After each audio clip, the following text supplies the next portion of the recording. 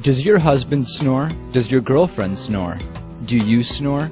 Don't be embarrassed. By the time men and women are in their 30s, 5% of women and 20% of men will snore.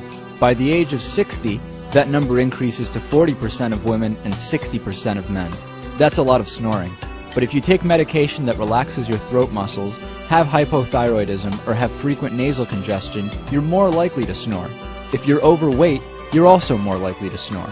At some point, most everybody snores, but you don't have to be a statistic. Don't be a statistic. 85% of people who use snore meds don't snore anymore. That's a better statistic, right?